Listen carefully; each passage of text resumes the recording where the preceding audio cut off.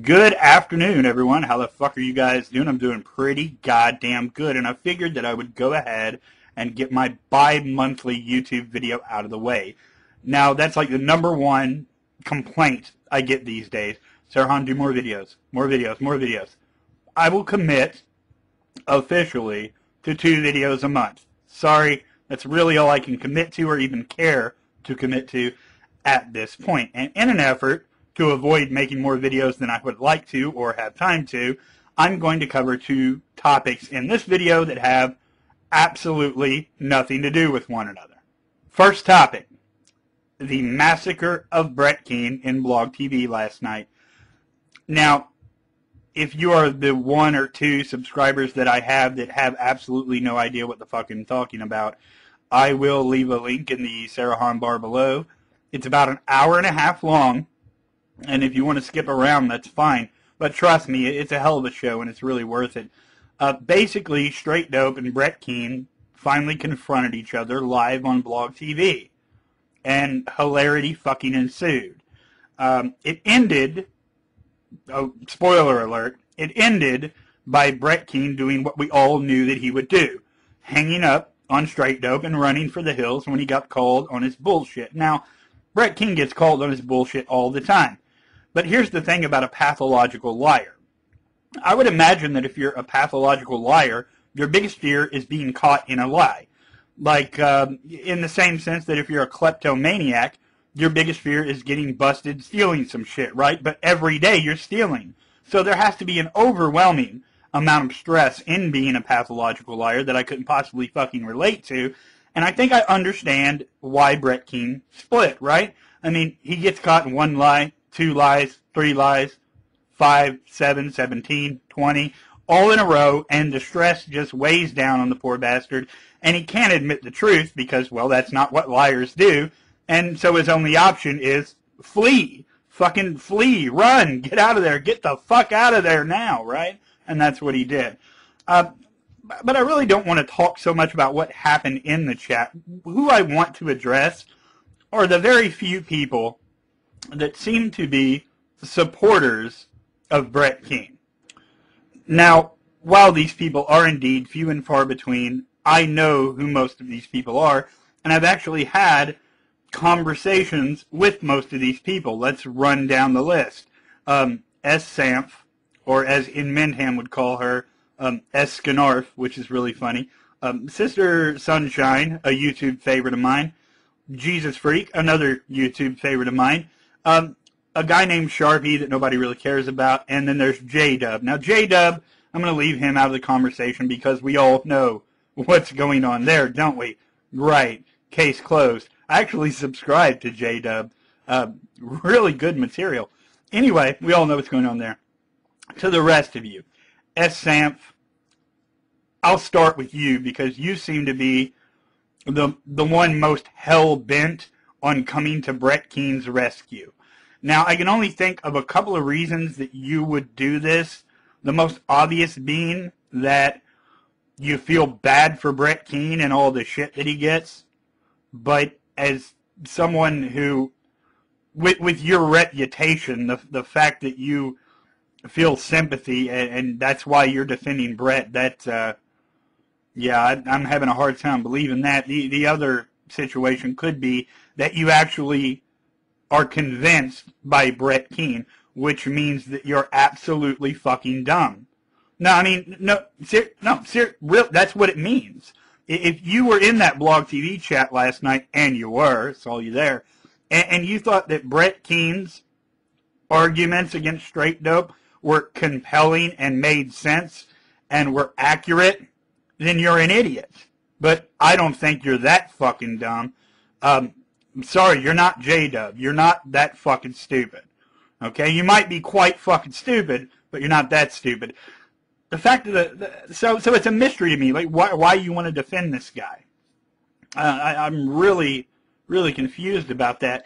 Now, if it turns out that you do just want people to leave him alone and back off and that sort of thing, I'm going to get to a solution to that problem. Same goes for Sister Sunshine, Jesus Freak, all the people that commonly hang, or that Brett Keane hangs around in Stickham. I'm going to give you a little piece of advice. At this point, it is actually beyond clear that Brett Keane is a fucking pathological liar. It's beyond clear, right? So you know it now. If you don't know it, you're choosing not to. You're ignoring shit. You're not listening. You're all daydreaming. I don't know what the fuck it is. But if you listened to the conversation last night and you heard everything that was said and you still want to come to Brett's rescue, you still want to help him, you want people to back off of him and cut him a fucking break, here's the advice you give to Brett. Brett, we're cool, right? We're buddies, right? We chat on Stickam. I kind of like you. Why don't you just tell the truth and apologize? There it is. Hey, there it is. That would solve just about all of Brett Keane's problems. Well, not all of them, but this one, right? Tell the truth. Apologize. You want to be a friend to someone? You actually care about another person?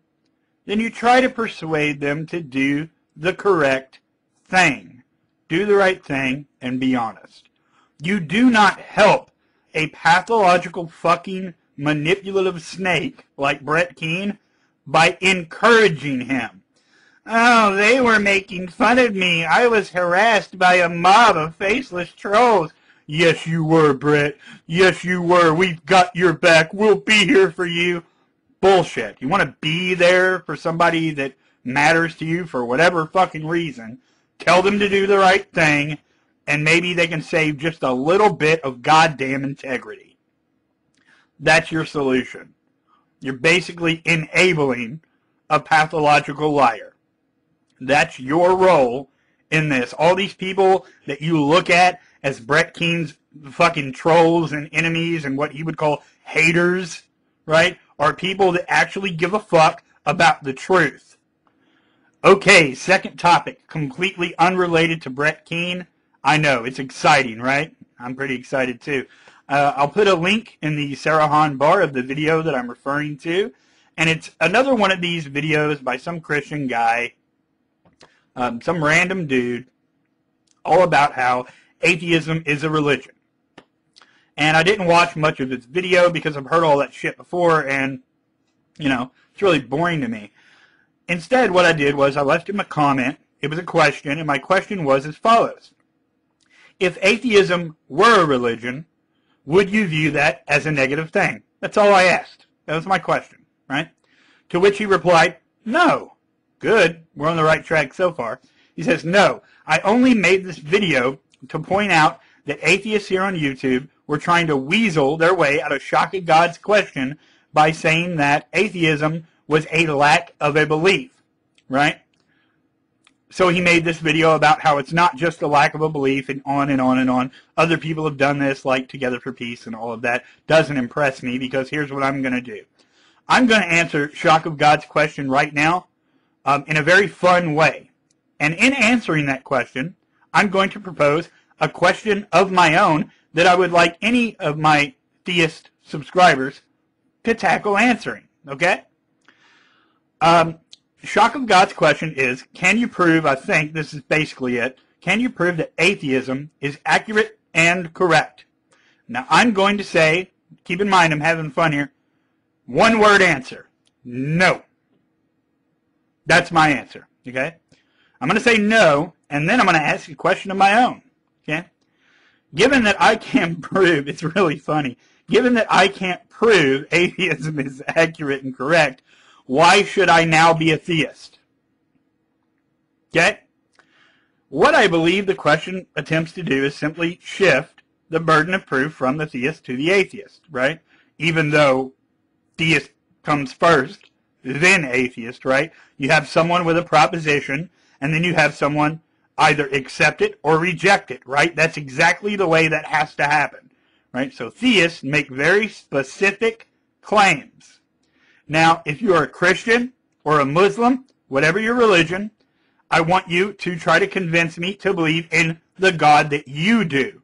Not God as some general concept, but the God that you believe in. So, again, no, I can't prove that atheism is accurate or correct. But why now should I be a theist, given that information?